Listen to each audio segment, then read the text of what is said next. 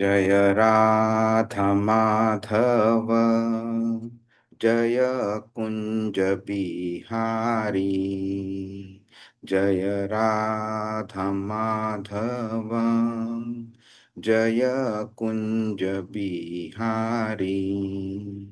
जय गोपी जन वल्लभ, गिरिवरधारी। जय गोपी जन वल्लभ, गिरिवरधारी। यशोदानंदन व्रज जन, यशोदानंदन व्रज जन रंजन, यमुना तीरावनचारी। यमुना तीरावनचारी। जय राधा माधव, जय कुंज बिहारी।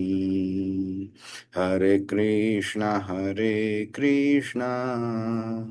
कृष्णा कृष्णा हरे हरे, हरे राम राम राम हरे हरे। हरे कृष्णा कृष्णा कृष्णा हरे हरे, हरे राम राम राम हरे हरे। जय राधा श्याम सुंदर, राधा श्याम सुंदर राधे। जय कृष्ण बलराम, कृष्ण बलराम, कृष्ण बलराम। जय कृष्ण बलराम।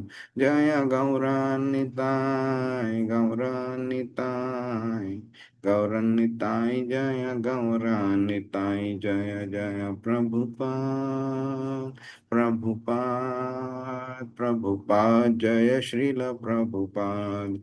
हरिनाम संकीर्तन की जय, श्रीमद् भगवद गीता की जय, श्रील प्रभुपाद की जय।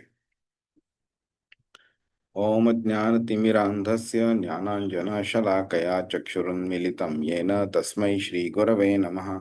श्रीचैतन्यमनोभीष्टं स्थापितं येन भूतले स्वयं रूपकदा मह्यं ददाति स्वपदान्तिकं। वन्देऽहं श्रीगुरो श्रीयुतपदकमलं, श्रीगुरुन् वैष्णवांश्च श्रीरूपं साग्रजातं सहगण रघुनाथान्वितां तं सजीवं साद्वैतं सावधूतं परिजनसहितं कृष्णचैतन्यदेवं श्रीराधाकृष्णपादान् सहगण ललिता श्रीविशाखान्वितांश्च।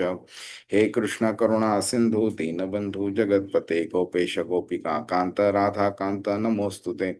तप्त काञ्चन गौरांगी राधे वृन्दावनेश्वरी वृषभानुसुते देवी प्रणमामि हरिप्रिये।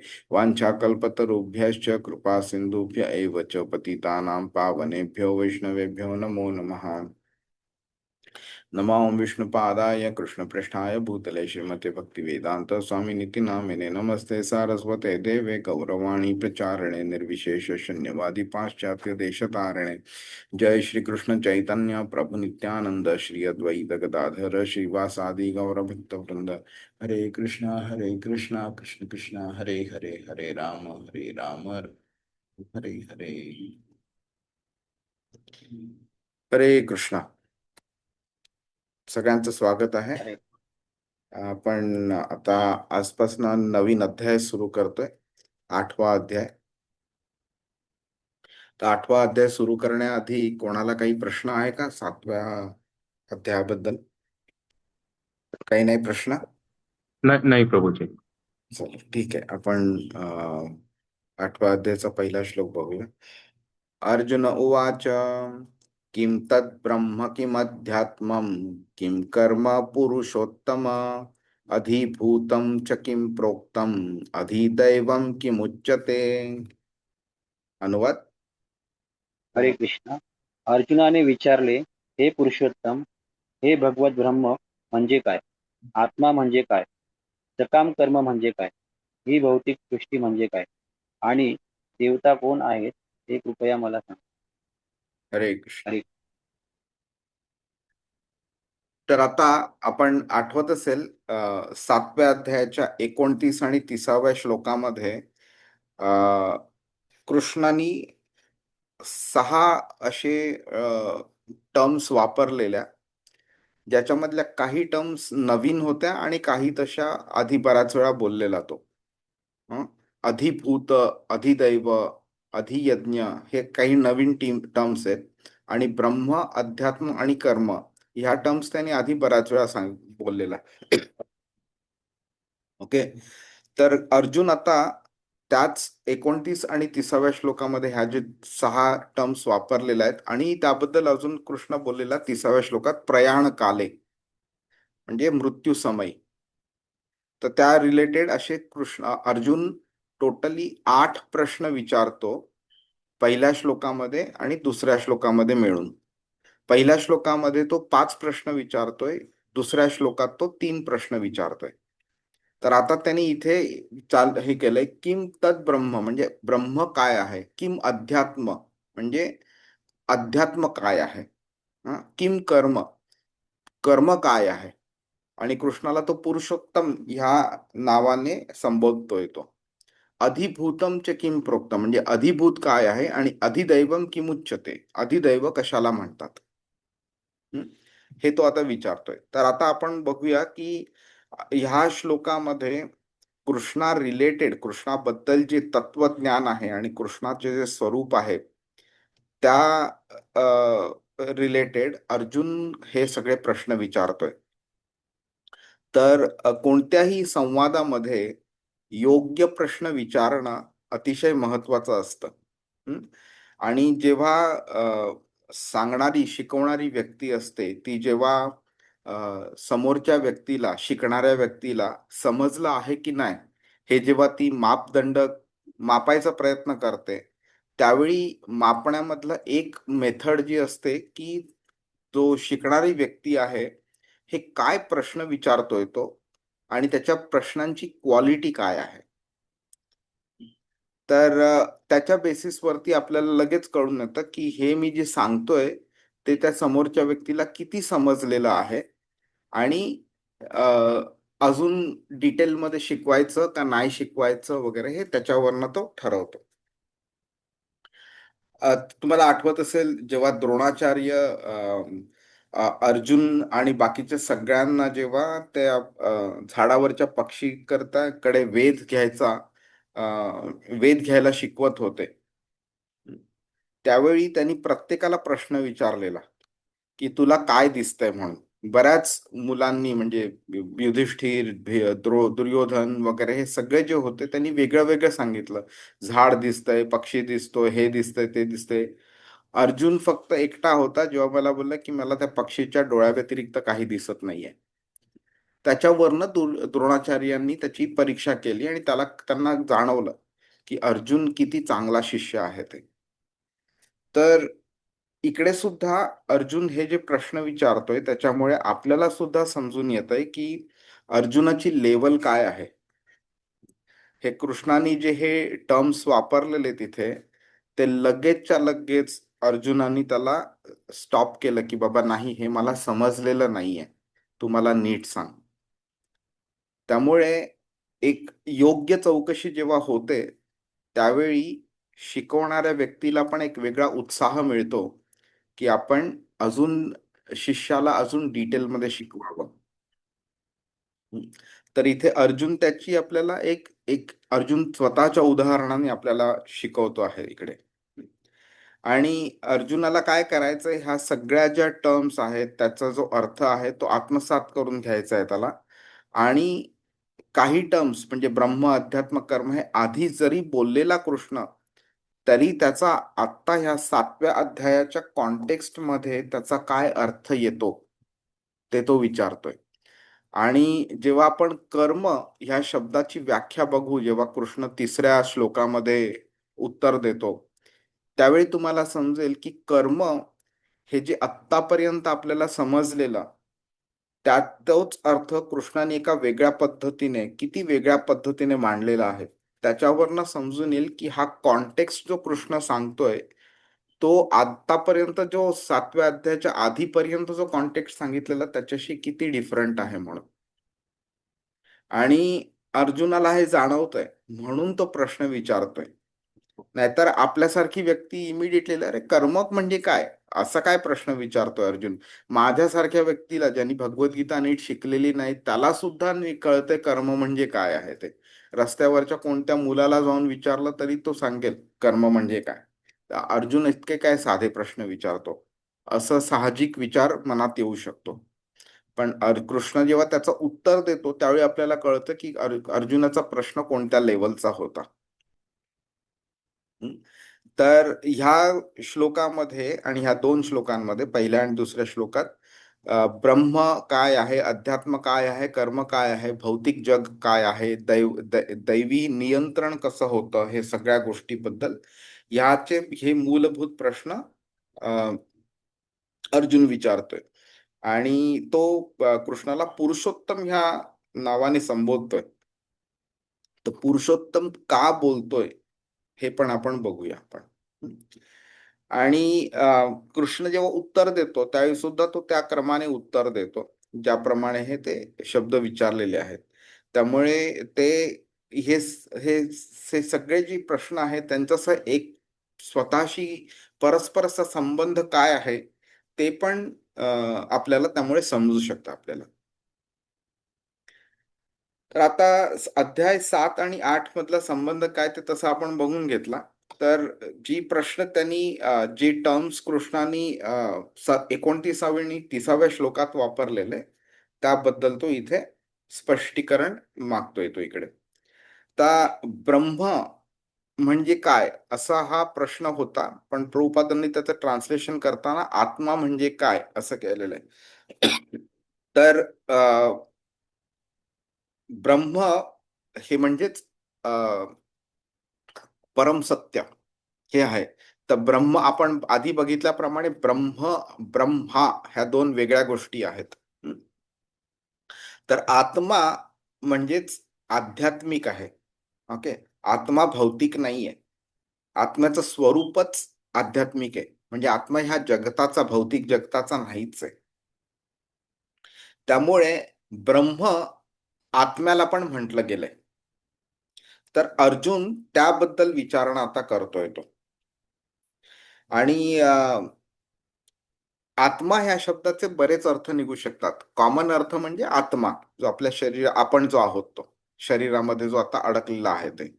पण कधी कधी मनाला पण, इंद्रियांना पण, आणि कधी शरीराला पण, आणि कधी कधी कलेक्टिव्हली ह्या सगळ्यांना आत्मा या शब्दाने उद्देशलं जातं. तर हे सगळे जे प्रश्न जे विचारलेले आहेत अर्जुनानी, तर त्याच्या जी कृष्ण जी उत्तरं देतो त्या उत्तर देण्याच्या पद्धतीमध्ये तुम्हाला एक समजून येईल की हे टेक्निकल प्रश्न आहेत. ह्या प्रश्नांनी आपल्याला फिलॉसॉफी तर अजून छान व्यवस्थित समजू शकते. पण समजा तुम्हाला फॉर सम रिझन हे प्रश्न किंवा त्याची उत्तर समजायला डिफिकल्ट गेलं तरी इट इज ओके. ह्या हे नाही समजल्यामुळे तुम्हाला भगवद्गीता समजणार नाही किंवा कृष्ण समजणार नाही असं नाहीये. हम्म? आणि आणि तेवढाच इम्पॉर्टन्स कृष्ण पण त्यांना देतोय. त्यामुळे कृष्णाने काय केलंय, हे टोटली जे 8 प्रश्न जे अर्जुन विचारतोय त्या 8 प्रश्नांमधल्या 7 प्रश्नांचं उत्तर कृष्ण 2 श्लोकांमध्ये देतो, 3ऱ्या आणि 4थ्या श्लोकामध्ये. पण जो त्याचं जेवढं इम्पॉर्टन्स आहे तेवढं कृष्ण त्याला इम्पॉर्टन्स देतोय आणि उत्तर देतोय त्याचं. पण तो जो 8वा प्रश्न आहे तो जास्ती इम्पॉर्टंट आहे आणि भक्ती योगा रिलेटेड आहे. म्हणून कृष्ण त्या प्रश्नाचं उत्तर पुढच्या संपूर्ण अध्यायामध्ये त्या प्रश्नाचं उत्तर देतोय तो. ओके. आता आपण पुढे जाऊ आपण. तर अर्जुनाने कृष्णाला इथे पुरुषोत्तम म्हणून संबोधलं आहे. तर पुरुषोत्तम का? तर पहिली गोष्ट म्हणजे तो आपल्या मित्राला प्रश्न विचारत नाहीये. ते मैत्रीचं जे नातं जे होतं ते दुसऱ्या अध्यायाच्या 7व्या श्लोकातच संपलं, जेव्हा तो बोलला शिष्यस्तेहम शाधी माम त्वाम प्रपन्नम. आता तो इथे परम पुरुष जो कृष्ण आहे, पुरुषोत्तम भगवान, त्यांना प्रश्न विचारतोय, कारण त्याला माहित आहे की श्रीकृष्ण हे त्याच्या सर्व प्रश्नांची परफेक्ट अशी उत्तरं देऊ शकतात आणि ते जे उत्तर देतील तेच परफेक्ट उत्तर असेल. त्याच्यापेक्षा अजून परफेक्ट असं उत्तर असूच शकत नाही. त्यामुळे सर्वोच्च पुरुष म्हणजेच उत्तमतला पुरुषांमधला जो उत्तम पुरुष आहे, सर्वोत्तम आहे, तो पुरुषोत्तम म्हणून त्याला इथे तो संबोधतोय. आणि असे जे प्रश्न जे आहेत त्याचा ते जे परफेक्ट उत्तर देण्याचा जो सर्वोच्च अधिकारी आहे हे सुद्धा तो ओळखतोय, कोण आहे ते, कृष्ण आहे ते. आणि संपूर्ण ज्ञानाचा जो अंतिम स्रोत आहे तो कृष्ण आहे हे त्याला जाणतंय, तो जाणवतोय त्याला, म्हणून त्याप्रमाणे तो कृष्णाला इथे हाक मारतोय. ओके.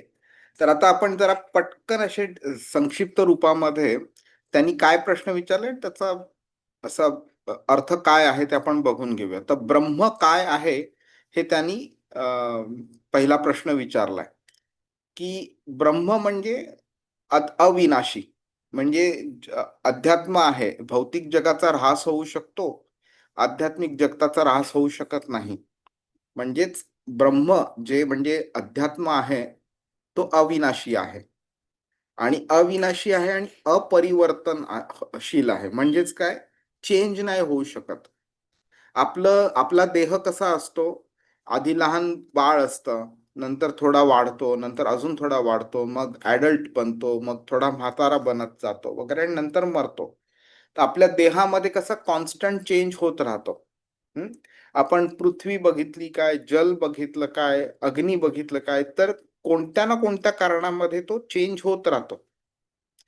पण आत्मा, जसं आपण दुसऱ्या अध्यायाच्या 11व्या श्लोकापासून 30व्या श्लोकापर्यंत शिकलो, आत्मा कधी चेंज होऊ शकत नाही. आत्मा जसा आहे तसाच आहे. त्यामुळे जे ब्रह्म जे आहे, जे अध्यात्म आहे, आध्यात्मिक जगत आहे, त्याच्यामध्ये कधीच चेंज होत नाही, ते अपरिवर्तनशील आहे. आणि त्याबद्दल कृष्ण अर्जुन इथे विचारतोय. नंतर तो अध्यात्म काय आहे, म्हणजे अध्यात्म म्हणजे जेव्हा हा जो आपलं शरीर आहे, त्या शरीराचा जो नियंत्रक आहे आत्मा, त्याच्याबद्दल तो एक स्पष्टीकरण मागतोय तो, की अध्यात्म हा स्थूल शरीराशी, सूक्ष्म शरीराशी किंवा परमात्म्याच्या सेवेसाठी तो संबंधित आहे का आणि तो कसा संबंधित आहे हे तो विचारतोय. नंतर कर्म म्हणजे काय तो विचारतोय. आता कर्म बऱ्याच प्रकारची आहेत. कोण सांगू शकतं कोणत्या कोणत्या प्रकारची कर्म माहिती आहे तुम्हाला? मी विचारलं कर्म म्हणजे काय, इथे अर्जुनाने प्रश्न विचारलाय, तर मी विचारतोय तुमच्या दृष्टीने कोणकोणत्या प्रकारची कर्म आहेत आतापर्यंत जे आपण शिकलोय. आपण त्याच्यामध्ये सकाम कर्म, निष्काम कर्म आपण हे एकदा आपण शिकलेलो आणि आपण कॅटेगरी वाईज प्रारब्ध आणि संचित कर्म असे हे पण आपण म्हणजे ऍज अ क्वालिटी नाही नाही, म्हणून ती फळं झाली. प्रारब्ध फळ. कर्म, संचित कर्म ही फळं झाली, म्हणजे त्या कर्मांमुळे मिळणारी फळं ही प्रारब्ध आहे. ओके. तर 3 प्रकारची कर्म आता हाय लेवलच्या कॅटेगरीमध्ये आपण बघू शकतो. कर्म, अकर्म आणि विकर्म. बरोबर, सुजाता माताजी बरोबर आहे. सो कर्मच म्हणजेच सकाम कर्म म्हणजेच पुण्य. म्हणजे एखादी गोष्ट आपल्याला करायला सांगितली ती करायची. ओके. पण एक आपल्याला फायदा मिळतोय म्हणून करायचं, फायदा मिळत नसता तर नसतं केलं. दुसरं आहे विकर्म, म्हणजे पाप कर्म, जे सांगितलंय ते नाही करायचं, नाही सांगितलंय ते करायचं. आणि तिसरं आहे अकर्म. अकर्म म्हणजे जे स्वतःच्या फायद्यासाठी केलेलं नाही, ते शास्त्राने जे सांगितले ते करायचं पण स्वतःच्या फायद्याकरता नाही.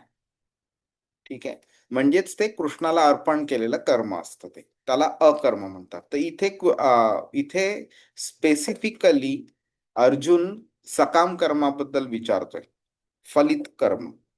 ओके. की हे जर दोन्ही सेम आहे तर मग त्याचा परिणाम काय असतो आणि ते कशा प्रकारे त्याला डिफाईन केलंय ते तो विचारतो इकडे. नंतर तो चौथा विचारतोय अधिभूत म्हणजे काय. तर आता अधि या शब्दाचा आपण अर्थ बघून घेऊया. तर श्रील बलदेव विद्याभूषणने सांगितलंय की अधि म्हणजे वरील, वरचा. आपण बोलतो ना अध्यक्ष बोलतो ना, तर अध्यक्ष हा शब्द अधि आणि अक्ष ह्या दोन शब्दांनी झालेला आहे. ओके. तर अधि म्हणजे जो प्रिसाइड करतो, तो ज्याला आपण प्रेसिडेंट म्हणू शकतो, आणि जो सगळ्यांचं ऑपरेशन जे आहे, सगळे अफेअर्स आहेत, तो मॉनिटर करतो, नियंत्रित करणारा, कंट्रोल करणारा, त्याला तो अधि होतो. तर अधिभूत म्हणजे काय की हे कसं भौतिक तत्व आहे, सजीव शरीर वगैरे आहेत ना, तर त्यांचं कंट्रोलर कोण आहे. ओके, ते तो विचारतोय. आणि नंतर अधिदैव म्हणजे काय, तर जे देवता आहेत, सर्व वेगळे वेगळे देवता आहेत, त्यांचा अधिपती कोण आहे.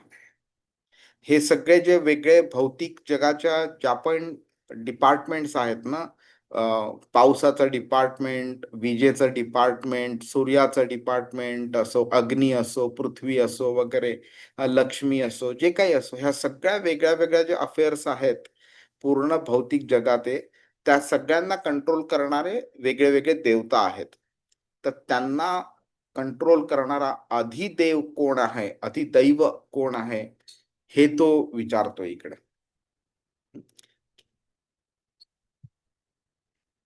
आता आपण जरा पटकन एक फक्त बघून घेऊ की हे प्रश्न असे का विचारतोय अर्जुन. ओके. तर आपण बघतो बऱ्याच वेळा की असे बरेच शब्द असतात ज्यांना अनेक अनेक अर्थ असू शकतात, पण त्यांचा खरा अर्थ, जो अभिप्रेत अर्थ आहे, ज्या ज्या अर्थाच्या अनुसरून ती व्यक्तीने तो शब्द बोललेला आहे, तो शब्द, त्याचा खरा अर्थ काय आहे, हे संदर्भ काय आहे त्याच्यावरनं आपल्याला समजू शकतं.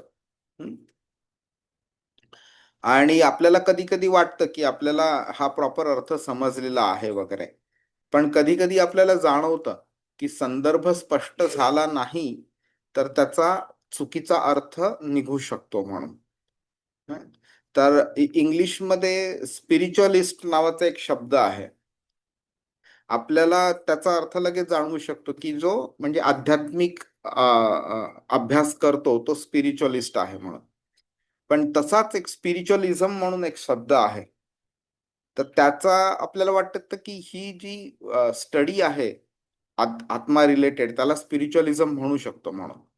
पण ते तसं नाहीये. ते स्पिरिच्युअलिझम म्हणजे भूत आणि प्रेत वगैरे ह्यांचा वरती जो स्टडी करतो, त्याला, त्या स्टडीला स्पिरिच्युअलिझम म्हटलं जातं. तर आपल्याला म्हणजे कॉन्टेक्स्ट काय आहे, त्याचा अर्थाचा, त्या शब्दाचा खरा अर्थ काय आहे वगैरे, हे समजणं आवश्यक पडतं. आता इथे म्हणून अर्जुनाने काय केलेलं आहे की इथे त्यांनी काही अज्युम केलेलं नाहीये की मला आतापर्यंत जे कृष्णाने भगवद्गीता शिकवली त्याला त्याचा अर्थ मला असा अमुक अमुक वाटला, म्हणून मी त्याप्रमाणे भगवद्गीता त्या अँगलने शिकतोय. तर जिकडे जिकडे अर्जुनाला वाटलं की मल्टिपल अर्थ निघतायत काही शब्दांचे, आणि त्यामुळे जो कृष्ण सांगतोय त्याचा अर्थ चेंज होऊ शकतो, तिकडे त्यांनी लगेच प्रश्न विचारलाय कृष्णाला. आणि म्हणून आपल्याला एक जाणवून येईल की अर्जुनानी ही जिज्ञासा दाखवली, म्हणून आज आपल्याला भगवद्गीता चांगली व्यवस्थित शिकायला मिळते आपल्याला. जर अर्जुनानी अज्युम केलेलं असतं तर आणि मल्टिपल अर्थ निघत असते तर आपल्याला सुद्धा कन्फ्युजन झालं असतं की खरा अर्थ काय आहे म्हणून त्याचा. तर अर्जुनाच्या ह्या चौकशीचं महत्व काय आहे, तर एक काइंड ऑफ ट्रान्झिशन पॉइंट आहे. आता कृष्ण थोडी फिलॉसॉफी अजून डिटेलमध्ये आपल्याला सांगणार आहे आपल्याला. आणि एस्पेशली प्रयाण काले ह्या शब्दाबद्दल. तर हे जे डीप स्टडी करायला आपल्याला मिळतंय ते ह्या अर्जुनाच्या चौकशीमुळे मिळतंय आपल्याला. जे आत्म्याचं स्वरूप आहे, जे अविनाशी सत्य आहे, ज्याच्यामुळे आणि मोक्षाचा मार्ग काय आहे वगैरे, ह्याच्या रिलेटेड अर्जुन हे जे प्रश्न विचारतोय त्यामुळे आपल्याला भगवद्गीता चांगली पण समजू शकते आणि आपण कृष्णाकडे त्याप्रमाणे जाऊ पण शकतो. आता आपण दुसरा श्लोक बघूया. त्याच्या आधी कोणाला काही प्रश्न आहे पहिल्या श्लोकाबद्दल? बरं, आता आपण दुसरा श्लोक बघूया.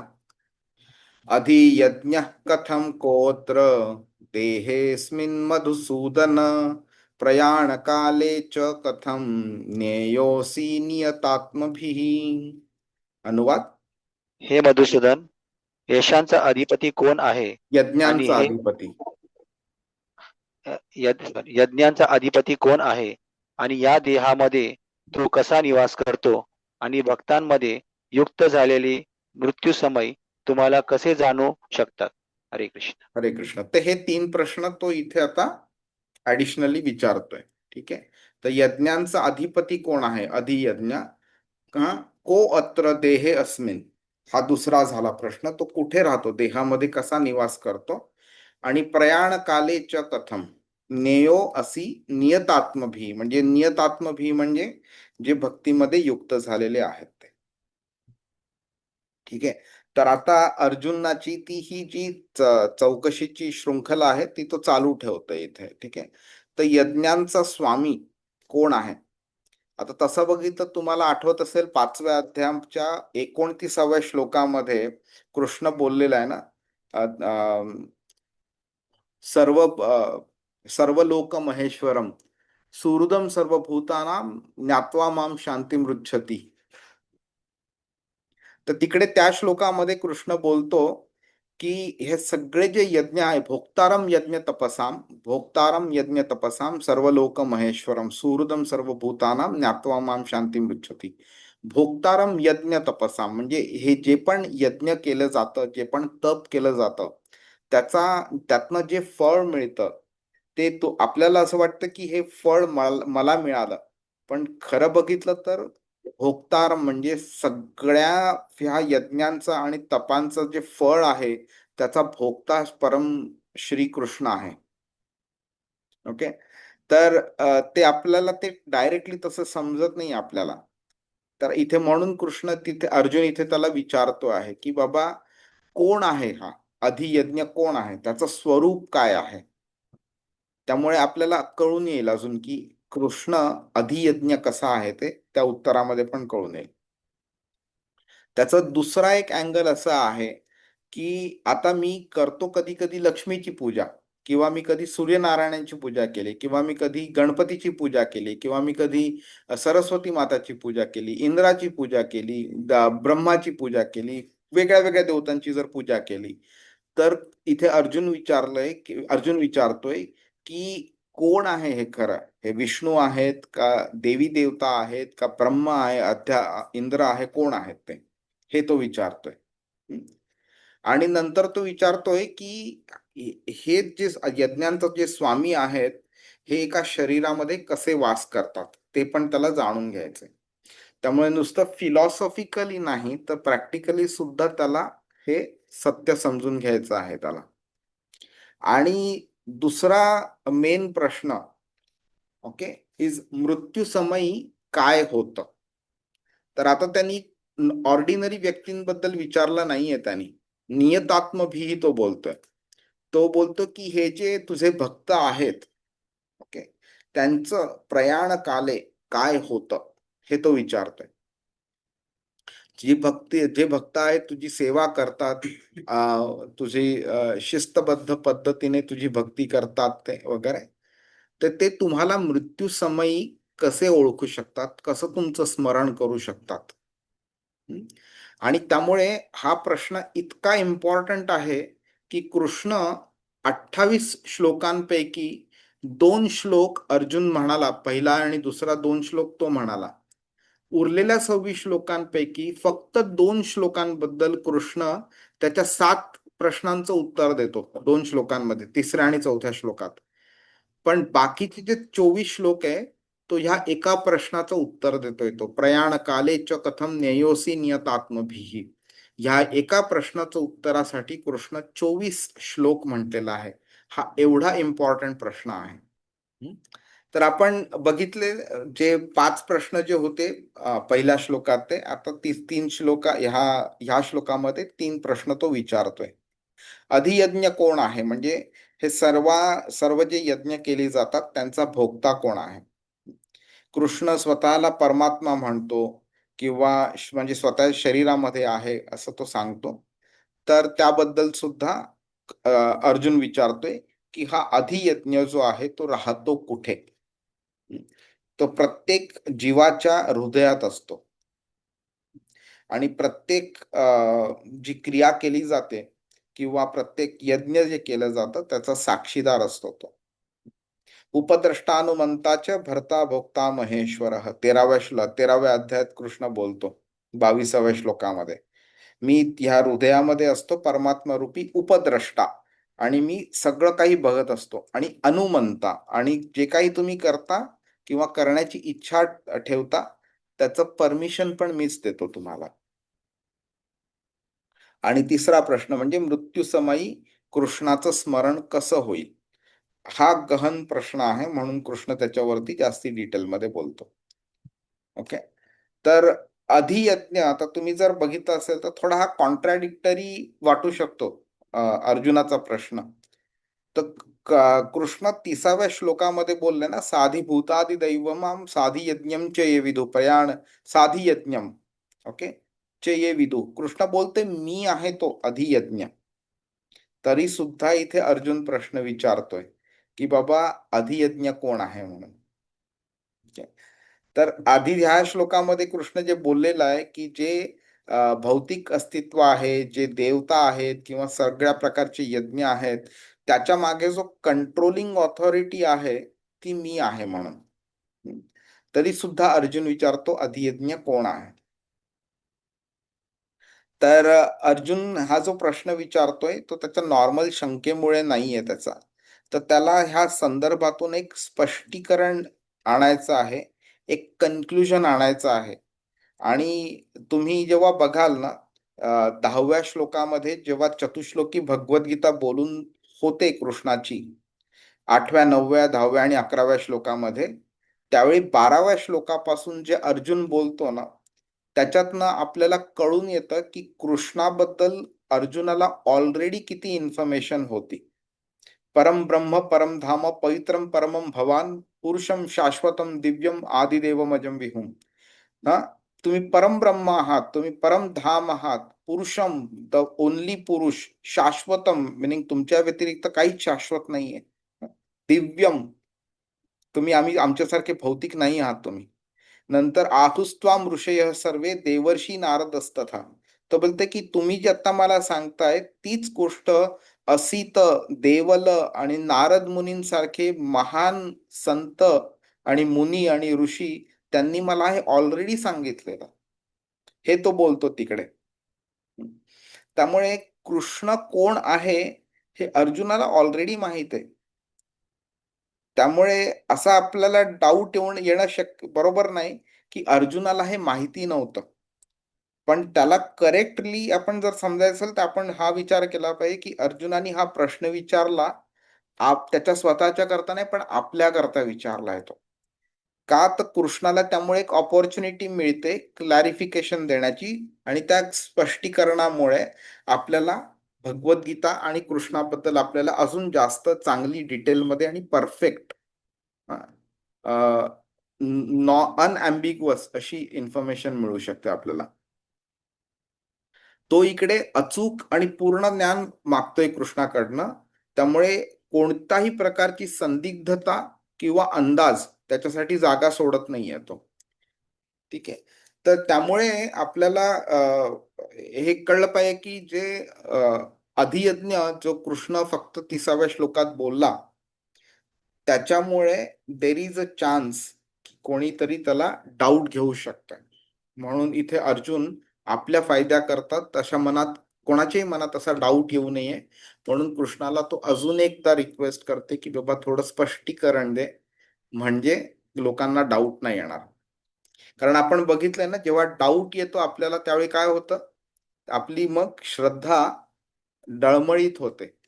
मग एखादं सुद्धा छोटासा धक्का इकडे तिकडे लागला तर आपण मग कृष्णाच्या त्या मार्गावरनं आपण लांब जातो मग आपण.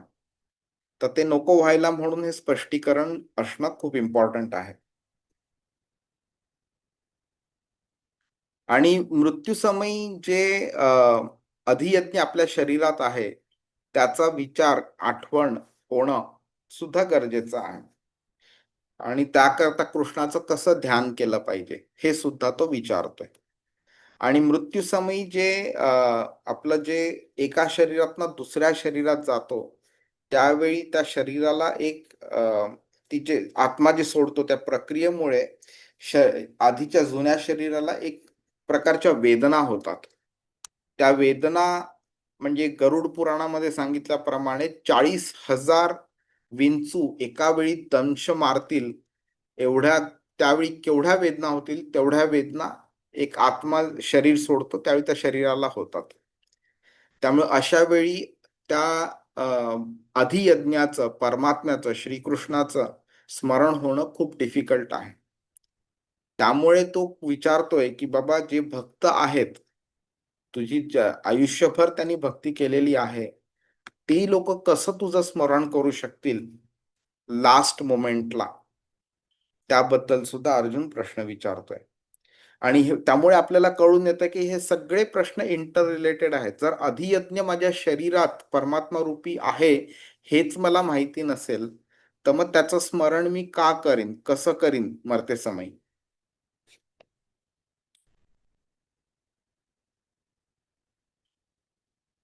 तर अर्जुन इथे एक अजून एका अँगलनी स्पष्टीकरण मागतोय की असं चान्स आहे की आपण इंद्राकरता कधी कधी यज्ञ केली जातात किंवा गणपती करता किंवा सरस्वती माते करता किंवा लक्ष्मी माते करता किंवा वेगळ्या वेगळ्या देवी देवतांकरता. तर इथे अर्जुन हा जो बोलतोय की यज्ञाचा जो अधिपती आहे, जो परम अधिपती आहे अधियज्ञ, तो कोण आहे. म्हणजेच काय तर लोकांना हे कळावं की बाबा इंद्र हा अधियज्ञाचा म्हणजे यज्ञाचा अधिपती आहे का नाही आहे, किंवा ब्रह्मा आहेत का, शिवा आहेत का, गणपती आहेत का, कोण आहेत हे लोकांना कळावं म्हणून तो अजून त्यांना या प्रश्नाद्वारे स्पष्टीकरण मागतोय. तर वास्तविक अधिपती कोण आहे आणि जीवाच्या शरीरामध्ये तो कसा निवास करत आहे हे तो विचारतोय. आता आपण जरा ना प्रयाणकालेबद्दल बोलूया. कारण प्रयाणकाले सगळ्यात इम्पॉर्टंट प्रश्न आहे त्यामुळे त्याबद्दल माहिती असणं जास्ती गरजेचं आहे. तर त्याच्या आधी आपण विचारून घेऊया की मृत्यूविषयीचं ज्ञान का महत्वाचं आहे. आता जर मृत्यूविषयी ज्ञान ची गरजच नसती तर मृत्यू समयी काय केलं पाहिजे आणि काय नाही केलं पाहिजे त्या प्रश्नाची काय आवश्यकताच नव्हती. ओके. त्यामुळे आपल्याला कळलं पाहिजे की मृत्यू हा ह्या शरीराचा ही जी आहे ती एक फायनल एक्झाम आहे. जसा एखादा विद्यार्थी 10वीत किंवा 12वी मध्ये त्याची कशी फायनल एक्झाम होते, त्या फायनल एक्झाम मध्ये त्याला जे मार्क्स मिळतात त्या मार्क्सच्या बेसिसवरती त्याला चांगल्या कॉलेजमध्ये ऍडमिशन मिळते, नाहीतर चांगल्या कॉलेजमध्ये ऍडमिशन नाही मिळणार.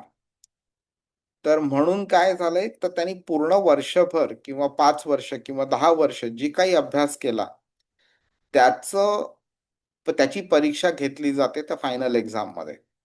तसंच मृत्यू हा सुद्धा त्या शरीराची ती एक फायनल एक्झाम असते, शरीराची आणि आत्म्याची.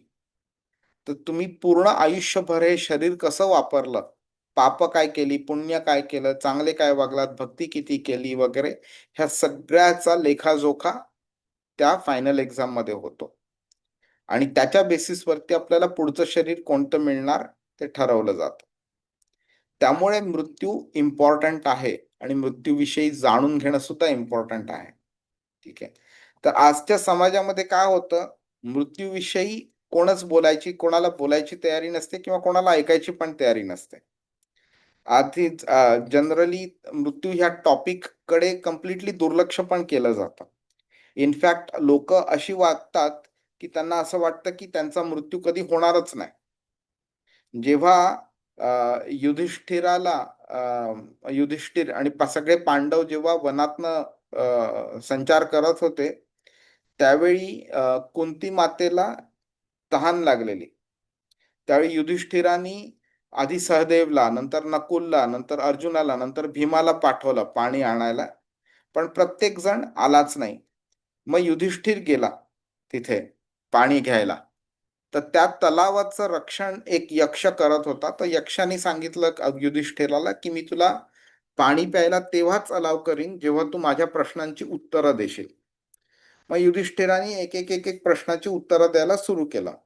त्यापैकी एक प्रश्न यक्षाने विचारलेला की सर्वात आश्चर्यकारक गोष्ट कोणती आहे म्हणून.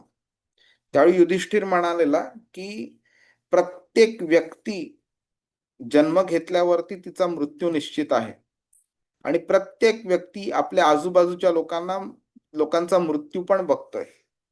तरी सुद्धा प्रत्येक व्यक्तीला वाटतं की मी कधी मरणार नाही, माझा कधी मृत्यू होणार नाही. त्यामुळे ह्या अशा चुकीच्या संकल्पनेमध्ये जेव्हा व्यक्ती जीवन आपलं जगतं त्यावेळी होतं काय की मृत्यू आपला होणार नाही ह्या विचारामुळे त्याचं जीवनातलं वागणं सुद्धा तसंच असतं की भरपूर पैसा अडका जमवत राहा, पूर्ण ह्या शरीराचा वापर फक्त आनंद प्रित्यर्थ करा, बाकी कसलाही विचार नका करू. आणि मग मृत्यू समय मग त्याला पण शॉक होतो, अरे आपला मृत्यू कसा होतोय, आणि इतरांना पण शॉक होतो की बाबा अरे ह्याचा कसा मृत्यू झाला. अरे काय शॉक कशाला व्हायला पाहिजे त्याच्यामध्ये. तुम्हाला असं कधी कोणी दर्शवलेलं का की ह्या अमुक एका व्यक्तीचा मृत्यू होणारच नाही म्हणून. तर असं नाहीच आहे. जर का जन्म झालेला आहे तर मृत्यू होणारच आहे. मग मृत्यू जर होणार आहे तर तुम्हाला शॉक कशाबद्दल होतोय. तर मृत्यूकडे त्याबद्दल डिस्कशन करायला, त्याबद्दल विचार करायला किंवा त्या टॉपिक कडे ढुंकून बघायला सुद्धा लोकांना आवडत नाही. पण आध्यात्मिक संस्कृतीशी तो एकदम विरोधाभास आहे. मृत्यू बद्दलच सुरुवात केली आहे भगवद्गीतेमध्ये. दुसऱ्या अध्यायाच्या 13व्या श्लोकामध्ये जेव्हा कृष्ण फिलॉसॉफी शिकवायला चालू करतो त्यावेळी पहिली फिलॉसॉफी त्यांनी शिकवलीच ती आहे, देहिनो अस्मिन यथा देहे कौमारम यौवनम जरा. ह्या देहामध्ये जी व्यक्ती राहते, देही जो आहे त्याचा कसं एक शरीर कसं युवा अवस्था, कुमार अवस्था, वृद्धावस्था वेगळ्या वेगळ्या अवस्थेमधनं जातं, तसाच एक आत्मा एका शरीरातनं दुसऱ्या शरीरात जात राहतो. भगवद्गीतेची सुरुवातच शिकवणीची मृत्यूपासून झालेली आहे. त्यामुळे मृत्यू हा या शरीराचा अविभाज्य अंग आहे. त्यामुळे जसं आपण जीवनाबद्दल, समजा एखादी व्यक्ती 70 वर्ष जगते तर पूर्णच्या पूर्ण 70 वर्ष तो जगण्याबद्दल विचार करतो, तेवढा तो 1 सेकंद सुद्धा मृत्यूबद्दल विचार नाही करत. परंतु आध्यात्मिक ही याची संस्कृती आहे, आपल्याला भगवद्गीता आणि हे जे वेगळे वेगळे शास्त्र आहेत ती मृत्यूबद्दल आपला चांगला परिचय करून देते आणि मृत्यू अपरिहार्य आहे ते स्वीकारायला सुद्धा लावते. आणि त्यामुळे मृत्यूसमयी आपलं चैतन्य काय असावं, जेणेकरून आपला पुढचा जन्म काय असावा, त्याची पूर्ण जी प्रॅक्टिस आहे ती आयुष्यभर आपल्याला करायला सांगते. पण इकडे काय होतं, टुडेज वर्ल्डमध्ये, आजच्या मॉडर्न कल्चरमध्ये मृत्यूबद्दल विचार पण नाही करायचा लोकांना आणि मृत्यूबद्दल काही डिस्कशन पण नाही करायचं. त्यामुळे काय होतं की मृत्यू समयी काय होतं त्याची कोणाला कल्पनाच नसते. त्यामुळे जे पुढचं आयुष्य मिळणार आहे ते किती भयावह असू शकतं हा विचार आपण इझिली करू शकतो. ज्या पद्धती, ज्या मेंटॅलिटीमध्ये, ज्या चैतन्यामध्ये आपल्याला हा देह सोडला पाहिजे, ज्याच्यामुळे आपल्याला पुढचा जन्म चांगला मिळेल, आपण कृष्णाचे चांगले भक्त बनू शकू आणि आपण हा देह त्यावेळी जो नंतर दुसऱ्या जन्मी सोडू त्यानंतर आपल्याला परत कधी जन्म घ्यावा नाही लागला पाहिजे, असं जर का तुम्ही पूर्ण आयुष्यभर प्रॅक्टिस केलं तरच तुमचं चैतन्य तुमचं चांगलं राहू शकतं मृत्यूच्या समयी. आणि हे जर समजलंच नाही तर पूर्ण आयुष्यभर तुम्ही फक्त शरीराचा उपभोग घेण्याच्या दृष्टीने तुम्ही जगाल आणि मग तुमचं चैतन्य ह्या जन्मी मृत्यू समयी तुमचं अतिशय घाणेरडं असेल आणि मग तुमचा नंतर मग तो पुढचा जन्म आहे तो पण घाणेरडाच असणार, खालच्या योनीमध्ये असेल आणि मग ती अधोगती होत राहणार. त्यामुळे मृत्यूबद्दल समजून घेणं खूप आवश्यक आहे. आणि ते करता करता मग आपल्याला समजतं की आत्मा काय आहे, तो कसा शाश्वत आहे, शरीर काय आहे आणि शरीर किती क्षणिक आहे हे समजण्यामध्ये आणि त्या दोघांमधला फरक समजण्यामध्ये आपल्याला मदत होते. दुसऱ्या अध्यायाच्या 20व्या श्लोकामध्ये कृष्ण बोलतो ना, आत्मा कधीच जन्म घेत नाही. आत्मा कधी मरत नाही. न जायते म्रियते वा कदाचित नायम भूत्वा भविता वा न भूयः अजो नित्य शाश्वतोयम पुराणो न हन्यते हन्यमाने शरीरे. तो कधी कोणाला मारू शकत नाही किंवा कधी मरू शकत नाही. तर हे जेव्हा आपल्याला समजतं त्यावेळी आपण जीवनावरती प्रॉपरली फोकस करू शकतो. आपण आध्यात्मिक विकास घडवू शकतो आणि मग आपण ईश्वराची भक्ती करू शकतो. शरीर नश्वर आहे हे जाणून घेणं अतिशय इम्पॉर्टंट आहे. तर ते जेव्हा आपल्याला कळेल तेव्हाच आपण ह्या तात्पुरते जी सुख आहेत त्यांच्या पलीकडे जाऊन उच्च आणि शाश्वत अशी जी सत्य आहेत त्यांच्या ते मिळवण्याचा प्रयत्न करू शकतो आपण. जर का हे जर माहिती नसेल तर आपण व्यवस्थित तयारी करणार नाही आयुष्यभर आणि मृत्यू समय जी आपली एक्झाम होते, फायनल एक्झाम, त्याच्यामुळे आपलं भविष्य काय असेल हे ठरलं जातं. त्या भविष्यामध्ये आपण फेल होऊन जाऊ आपण. आणि जेव्हा कृष्ण ह्या प्रश्नाचं उत्तर द्यायला चालू करतो अर्जुनाला, प्रयाण काले पिचमा ते नेयोसी नियतात्मभी, तर त्या प्रश्नाचं उत्तर देण्याच्या सुरुवातीलाच म्हणजे 5व्या आणि 6व्या श्लोकामध्ये कृष्ण बोलतोय की मृत्यूसमयी काय कसं चैतन्य असलं आपलं तर आपल्याला काय प्रकारचा जन्म मिळतो ते कृष्ण ह्या 2 श्लोकांमध्ये सांगतो. तर तुम्हाला आता समजू शकतं की हा प्रश्न इतका इम्पॉर्टंट आहे की डायरेक्ट कृष्ण मृत्यूसमयी आपली मेंटॅलिटी काय असली पाहिजे आणि काय नसली पाहिजे ते तो सांगतोय आपल्याला.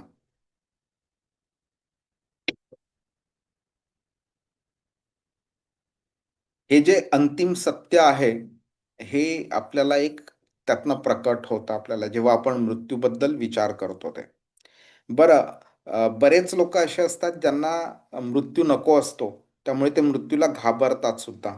ओके, तर अशा भौतिक लोकांबद्दल अर्जुन प्रश्न विचारत नाहीये हे आपल्याला समजलं पाहिजे. कारण ऑर्डिनरी लोक पण मृत्यूला घाबरतात. ओके, त्यामुळे ते मृत्यू अवॉइड करण्याचा प्रयत्न पण करतात किंवा मृत्यू होणार आहे ह्याची जेव्हा त्यांना जास्ती भीती होते किंवा खात्री होते त्यावेळी मग नंतर सगळे प्रोव्हिजन्स करायला चालू करतात ते की मी हे असं करीन, मी ते तसं करीन आणि हे ते वगैरे. पण इथे अर्जुन अशा लोकांबद्दल बोलत नाहीये. अर्जुन म्हणून बोलतोय नियत आत्मभिही, खूप इम्पॉर्टंट वर्ड आहे. जे तुझे भक्ती करतायत अशा व्यक्तींचं काय होतं मृत्यू समयी हे जाणणं इम्पॉर्टंट आहे.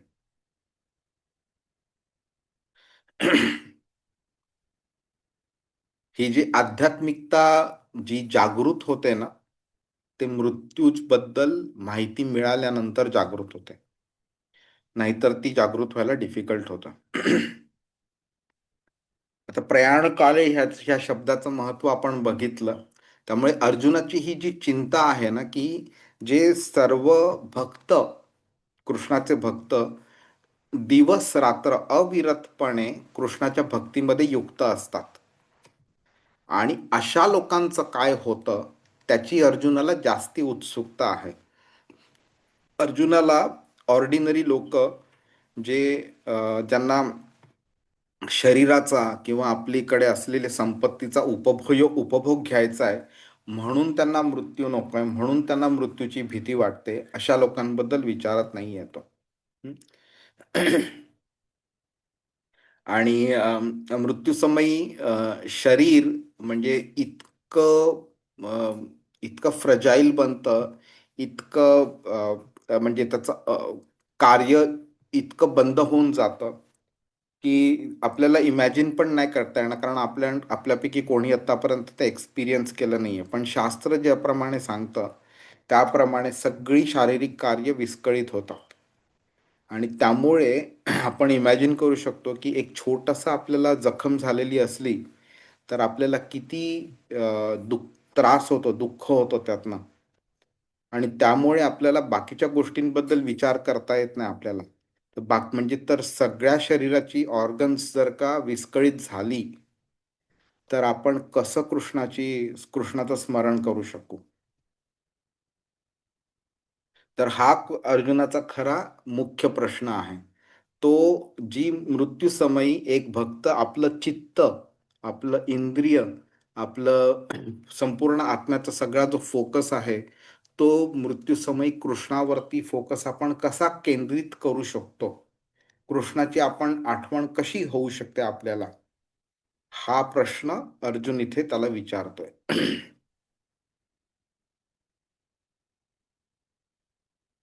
ओके, तर आपण आता तसं डिस्कस केलं ह्याबद्दल. आपण एक दोन एक्झाम्पल्स बघू आपण. तर कुलशेखर नावाचे महाराज होते, कृष्णाचे एक निस्सिम भक्त होते. हम्म. तर त्यांनी कृष्णाकडे एक प्रार्थना केलेली. तर त्या प्रार्थना मृत्यूसमयी काय होतं आणि काय व्हायला पाहिजे हे त्यांनी त्या ह्याच्यामध्ये त्या प्रार्थनेत सांगितलेलं आहे. तर ते जेव्हा भगवंतांना प्रार्थना करतात ते बोलतात की आता मी निरोगी आहे आणि मला या निरोगी अवस्थेतच मला त्वरित मृत्यू यावा, म्हणजे माझ्या मनाचा जो राजहंस आहे तो तुमच्या चरण कमलेमध्ये प्रवेश करू शकेल. ओके. त्यामुळे इथे त्यांनी राजहंसाचा जो वापर केलाय त्याचा रिझन असं आहे की तुम्ही बघितलं असेल कधी तर हे जे राजहंस असतात त्यांना कमळ जे पाण्यामध्ये उगवतं त्या कमळाच्या देठापाशी त्यांना चोच मारायला जास्ती आवडते. हं? त्यामुळे त्यांना ती एक क्रीडा वाटते त्यांना आणि एक स्वाभाविक अशी ओढ असते त्यांच्याकडे. त्यामुळे राजहंस कसं एक कमळाकडे ओढला जातो, तसाच इथे कुलशेखर महाराज बोलतायत की माझं मन हे त्या राजहंसाप्रमाणे तुमचे जे चरण कमल आहेत त्या चरणांकडे ओढले जात आहेत. तर ते काय सांगतायत की आत्ता माझं मन अविचल आहे, म्हणजे निश्चिंत आहे, मी तुमचं ध्यान करू शकतोय, मी निरोगी पण आहे, म्हणूनच मला आत्ता तुमच्या चरण कमलांचं चिंतन होऊ शकतंय, कारण माझं शरीर आणि बाकी मन वगैरे व्यवस्थित आहे. तर आत्ताच्या क्षणी जर मला मृत्यू आला तर माझ्या भक्तीला पूर्णत्व प्राप्त होईल. पण समजा मी जर नैसर्गिक मृत्यूची वाट बघितली, त्यावेळी माझं शरीर कोणत्या अवस्थेत असेल, माझ्या मनाची काय अवस्था असेल मला माहिती नाहीये. कारण मरणाच्या वेळी सर्व शारीरिक क्रिया विस्कळीत होतात. माझं कंठ पण बंद होईल, माझे विचार करण्याची शक्ती पण बंद होईल आणि मग तुमचं नामस्मरण मी करू शकणार नाही, तुमचा विचार करू शकणार नाही. त्यामुळे मला अशा अवस्थेत मृत्यू नको आहे. त्यामुळे मी आत्ता सुदृढ आहे तर मला आत्ताच तुम्ही मृत्यू द्या, म्हणजे मला मरते मला तुमचं स्मरण होईल आणि मला परत कधी जन्म घ्यावा लागणार नाही. किती सुंदर प्रार्थना आहे बघा. आता एक लास्ट हा प्रश्न आहे की अर्जुनाने कृष्णाला मधुसूदन ह्या नावाने संबोधलं आहे, तर त्याचं महत्व काय आहे ते बघून घेऊया आपण. तर मधु नावाचा एक दैत्य होता, तुम्ही आधी पण ऐकलं असेल हे. त्या दैत्याचा वध कृष्णाने केलेला, त्यामुळे इथे अर्जुन श्रीकृष्णाला मधुसूदन ह्या नावाने संबोधतो आहे. तर अर्जुन हा एक अतिशय चांगला भक्त आहे. त्यामुळे हे जे संशय जे अर्जुनाच्या मनात आलेत हे खरे भक्ताच्या मनात कधी आलेच नाही पाहिजेत. त्यामुळे आता जे त्याच्या मनात संशय आलेत हे एका असुराप्रमाणे आहेत ते. त्यामुळे असुरांचा वध करणारे श्रीकृष्ण त्याच्या शंकांचा वध पण करावा त्यांनी, म्हणून अर्जुन त्यांना मधुसूदन ह्या नावाने संबोधतो आहे. म्हणजे जे पण संशयरूपी असुर अर्जुनाच्या मनात आहेत त्यांचा संहार श्रीकृष्णाने करावा, हे म्हणून तो मधुसूदन ह्या नावाने हाक मारतोय कृष्णाला. हरे कृष्ण. तर कोणाला काही प्रश्न आहे?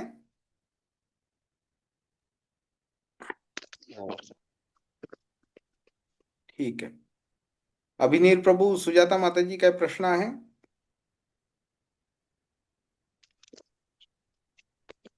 नाही? ठीक आहे. नाही प्रभू ऍक्च्युली एक प्रश्न होता, आत्ता हा. झाला जस्ट. हा. म्हणजे असंही मी ऐकलेलं की मनुष्य जन्म जो आहे तो खूप खूप वर्षांनी किंवा युगांनी आपल्याला मिळतो. आणि मग एक प्रश्न असा होता, काही काही जे असतात अबॉर्शन केसेस, त्यांना तर संधीच मिळत नाही कृष्ण भक्तीची. मग ते ते तर ऍक्च्युली कोड झालं आहे की हा पण त्यांचा ते म्हणजे कर्माचाच भाग असतो. जर का त्यांनी काही चुकीचं गोष्ट केली नसेल तर त्यांना का असं पोटात जन्म मिळेल आणि जन्म मिळण्याआधीच त्यांना मारलं जाईल? हा पण कर्माचाच भाग असतो.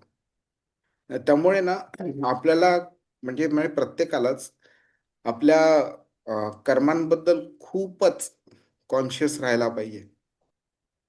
कधी कधी लोक, म्हणजे एस्पेशली नॉनव्हेज खाणारी लोक, उठसूट प्राण्यांना मारतात, खून वगैरे करतात, म्हणजे इवन माणसांना पण मारतात वगैरे.